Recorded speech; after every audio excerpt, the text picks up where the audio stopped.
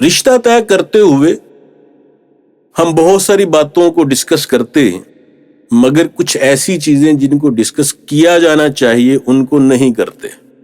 ہمارا معاشرہ ابھی تک اتنی اپنے اندر برداشت نہیں رکھتا کہ ہم بنیادی مسائل پر بات کریں۔ مثلاً میڈیکل فٹنس، یہ ایک انتہائی اہم زندگی کا شعبہ ہے، زندگی کا مسئلہ ہے کہ رشتہ وہی کامیاب ہوگا جس میں لڑکا اور لڑکی دونوں میڈیکلی فٹ ہوں۔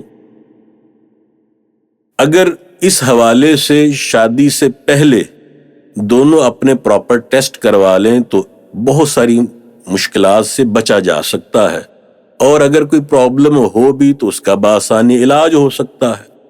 اسی طرح کئی بیماریاں ایسی ہیں جن کا اگر رشتہ اور نکاح کرنے سے پہلے پراپر ٹیسٹ ہو جائے اور اس کا ٹریٹمنٹ کروا لیا جائے تو اولاد کے اندر وہ بیماریاں منتقل نہیں ہوتی۔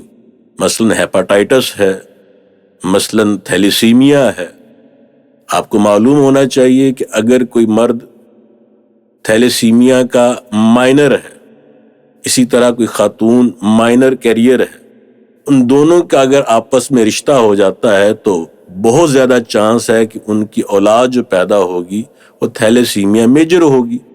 اب اس چیز کو رشتے سے پہلے، نکاح کے بندھن میں بندھنے سے پہلے اگر ٹیسٹ کروا لیا جائے، آئندہ ساری زندگی کی اذیت سے بچا جا سکتا ہے۔